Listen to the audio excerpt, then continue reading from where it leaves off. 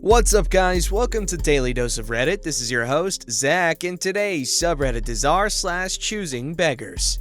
Alright, so this story's called Choosing Beggar Accuses Me and My Boss of Being Kid Diddlers. And TLDR, Choosing Beggars will do anything to get out of paying £26 for a day out. After watching countless r/ videos in lockdown, I just had to share this story from my old job. So I used to work in a leisure center with a fairly large kids play pool. It had slides, a pirate ship, rapids, the works. So unfortunately, that meant we got a lot of both entitled parents and choosing beggars in the summer holidays. There wasn't a pool like this for about half an hour drive in any direction because we live in rural England, so it was pretty popular. There are so many stories I could tell about working here, but this is probably the best one.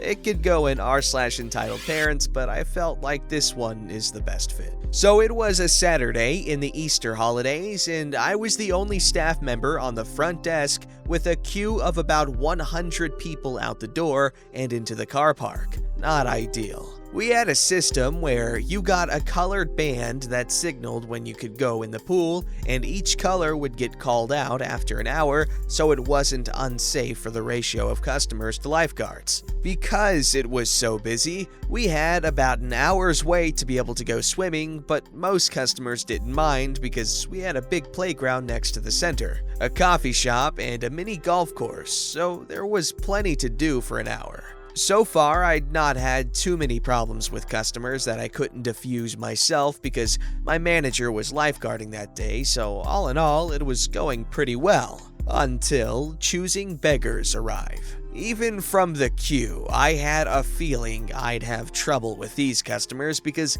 they were the typical chavvy family from the tougher parts of our area. English people will know what I mean by the typical chav, but for others, I'll add a brief description. There was two women about mid-20s, early 30s with their 4 kids. 4 of them between the ages of 7 and 15. The kids were obnoxiously loud, dressed in head-to-toe Adidas tracksuits or crop tops with neon bras underneath. Fake tan so hard they looked like they were covered in peanut butter, huge hooker hoop earrings, tongue and nose piercings, slug eyebrows, and badly bleached hair. Typical chavs. The fun started when they got to the till and I told them the prices. A family ticket was about £20, but only had up to 3 children on it, so they had to pay another £6 for the 4th child. Granted, it's quite expensive for just an hour, but there's nothing else to do with kids in our town.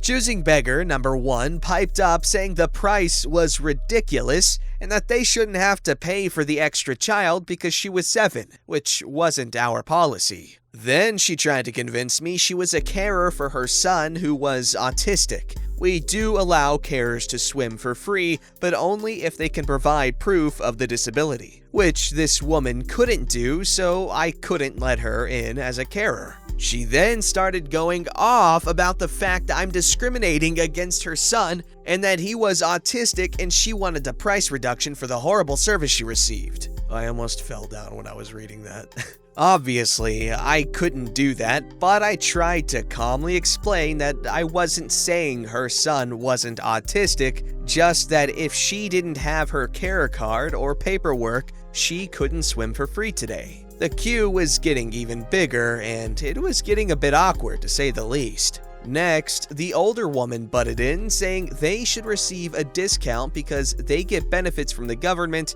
and can't afford full-price tickets, and that their friend had been giving benefits discounts here before, which I knew for a fact was BS. After trying again to calmly explain that the person that served them had the wrong information, and they got even more pissed off.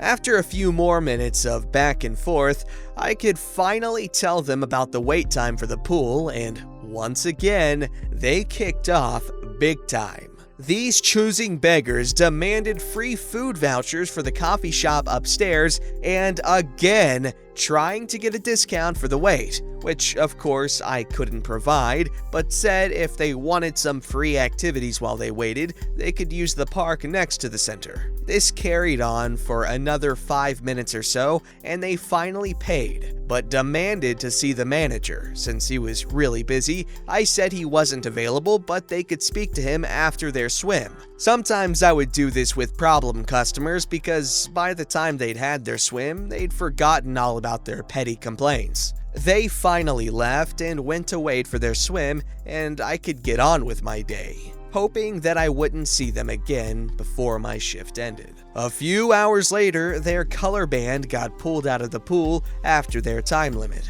I didn't see them come back out, but didn't think anything of it because it was busy, so I couldn't pay that close attention. Another 45 minutes went by, and I could hear some issues with the lifeguards over our radios about people who refused to get out of the pool because they didn't have their full time, blah blah blah blah. So I told them to send them back to me once they were out and changed, knowing full well it was Choosing Beggars coming back to ruin my day again.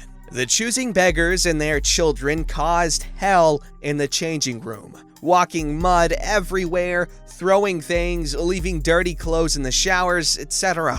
So they were escorted upstairs by my manager so we could deal with them. My manager for the story, I'll call him Nigel, was a tall, muscly man who took no crap. He was very intimidating, but the best person to have on your side when it came to annoying customers. So once the Choosing Beggars get to the till, they are shouting and swearing for all they're worth and causing a massive scene. I'm usually pretty good at dealing with these people because we get them a lot. So Nigel just stood beside me quietly, ready to step in if he needed to. The Choosing Beggars and the two older girls who were with them continued to call me a stupid freaking B-word, saying I'd overcharged them and insulted their brother for being autistic. And I'd been generally rude to them for being on benefits. More insults were thrown and demands for a refund, which I told them they wouldn't be getting, showing them the paper with the times of each color to prove they got their time in the pool. At this point, these Choosing Beggars were red with anger and even flinging even more insults at me, with other customers in the queue even telling them off for swearing. What they said next, I was not expecting, and just proves their desperation for a refund. The older of the mothers, Choosing Beggar number 2, started saying there were cameras in the changing room spying on their children and recording them getting changed, and saying she was going to call the police and have both me and my manager arrested for, kid diddling. I was just dumbfounded and had no clue what to say. I know for a fact that there aren't cameras in the changing rooms, only in the corridors to protect the lockers from theft, and they most definitely don't point into the changing rooms at all. At this point, I look at Nigel for help, seeing as she threatened to call the police. He just repeated what I said, and the older of Choosing Beggars' children accused Nigel of touching her when she was in the pool and started shouting that he was a kid diddler and demanding a refund and compensation for her trauma in front of an entire queue of customers. Nigel and I didn't say anything for a second, and the Choosing Beggars look very smug, as if they'd gotten us and would finally get some money out of us. Nope! Nigel had proof on CCTV that he wasn't even in or near the pool when they were there, so they were lying. Not happy about being caught in a lie, the older woman threw her wristbands from the swimming session and some of the food wrappers in her hand at me and Nigel and proceeded to call him a nonce, or a British slang for kid diddler, and me a fat, stupid bimbo, and other such insults as they walked out the door, kicking over the displays and throwing stock at us from the door, which hit some queuing customers in the crossfire. All that fuss for £26. These Choosing Beggars aren't quite the worst I'd had at my old job, but it's definitely up there. I have no clue how I lasted another year at that place. Okay, so those who are familiar with what chavs are, did y'all like roll your eyes or sigh as soon as they mentioned that they were typical chavs? Is that like the English equivalent of of like trailer trash or something? Because honestly, that behavior sounds very similar. All right, this story's called Bulletproof Beggar. So, I'm a long-time lurker here, but I never really thought I'd have a good opportunity to post about a choosing beggar. Sorry if this gets a bit long. So obviously, due to COVID-19, a lot of people are struggling and out of work. My brother and his wife both lost their jobs due to the pandemic. And because they were previously contracted to work out of the US, they're not eligible for unemployment. I'll call them brother and sister-in-law. They also lived in corporate housing in Japan that came with my brother's job. So not only are they out of work, but they're suddenly homeless. Crappy situation, for sure, but not really in anyone's control. So my parents offered to let them stay rent-free until things calm down and they can find work. And they quickly fly home to the US. This is when my parents find out that they have no money. Nothing in savings, despite both making 6 figures in Japan. Just a little bit of cash from their last paychecks. Apparently, they'd been living like high rollers, spending their money on expensive crap as fast as they made it. Here's where it gets really delicious.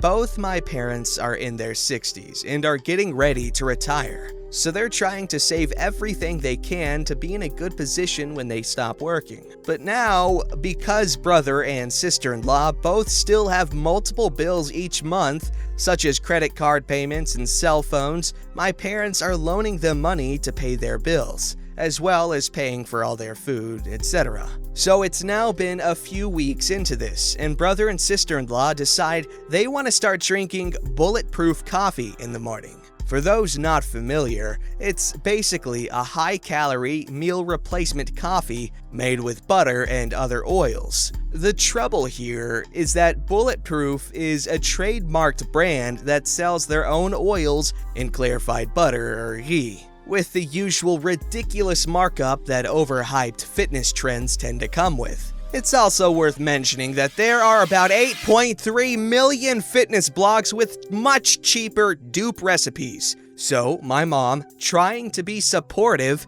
takes the time to make them fresh, homemade, clarified butter to use in their coffee each day, for the price of regular store-bought butter. However, my sister-in-law still refuses to use it because it isn't grass-fed butter.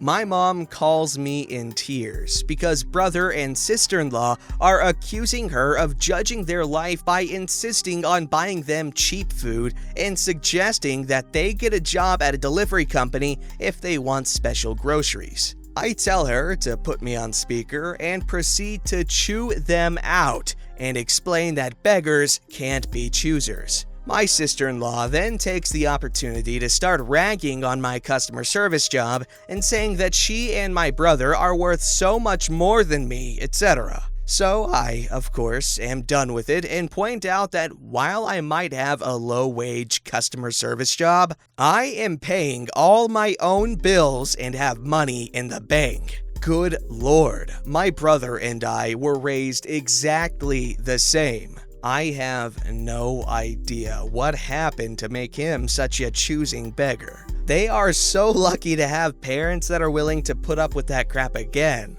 Okay, they had to raise your ass for 18 plus years, and now because you're irresponsible, they've got to take care of you again. And like they said, obviously there are some circumstances outside of people's control, but obviously these people, these specific individuals, they had the means of being well off in case of something like this happening, but they chose not to, or they were too irresponsible to. Either way, dum-dums.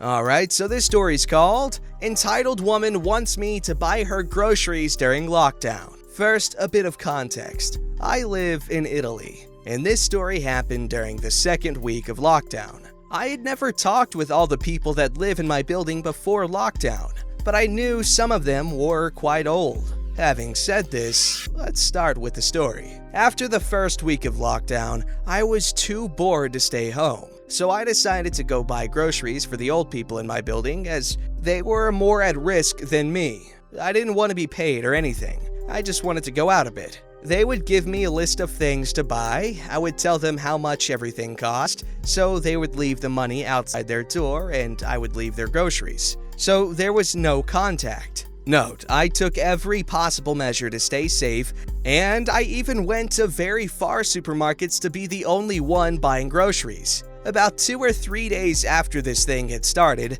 this woman knocks on my door. My mom wasn't home, so I spoke to her without opening the door. The conversation went like this. Hi, can I come in? Hi, we can speak through the door. Oh, okay. I noticed you are buying groceries for everyone in the building but me. Yeah, I'm helping the 2 families on the floor above because they are old. Well, could you buy groceries for me too?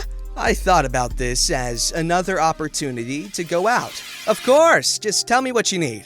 She tells me everything. That same evening, I went to the supermarket and bought everything she needed, and I sent her a message telling her the cost, around 100 euros. She saw the message, but didn't answer. I called her while coming back so I could find the money outside her door to avoid any contact. She didn't answer. I eventually arrived at home and knocked on her door, and she told me, "Leave the groceries outside. I'll take them once you are gone."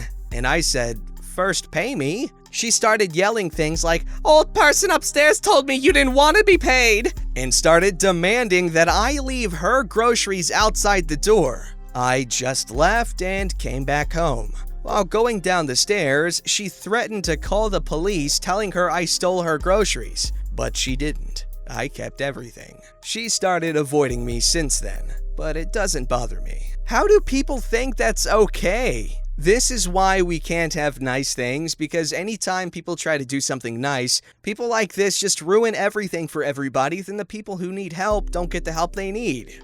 This story is called, "A Woman Asked Me to Give Her Chocolate Because of Her Poor Planning, and then says I'm gouging her when I ask her to pay me for it." There's a chocolate shop in my state that my mom absolutely loves. They make super high quality chocolate. This stuff is not cheap, it's about $30 per pound. They opened up orders for pickup and I placed a relatively large order, wanting to make my mom feel special for Mother's Day. I went to go pick up the chocolate and let the girl out front know that I was there to pick up my order. As I was sitting there in my car, a woman pulled up and asked to go inside the store. The girl out front said that they weren't letting people in and that they weren't taking any more orders. They were, in fact, filling orders, like mine, that were placed 3 weeks ago. The woman started blubbering, but the girl out front wasn't having it. As this was happening, another employee carried my large bag of chocolate out.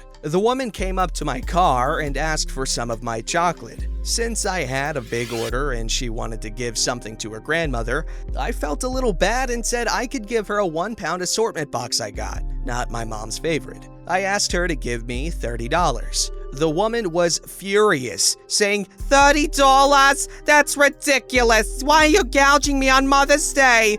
What's wrong with you? I said that $30 was about what I paid. She said, "Can I have it for 15? My grandmother was such a great woman." She started talking about how her grandmother was alive during World War II, etc. I said, "Sorry, $30 or nothing." And she called me a baseball pitcher. So, that was my Saturday. That's the kind of chocolate I want to try. Fancy chocolate that doesn't have liquor in it, because I tried one of those. Oh my god, it's so bad. Ugh. Don't forget to like, subscribe, and hit that bell to never miss an episode.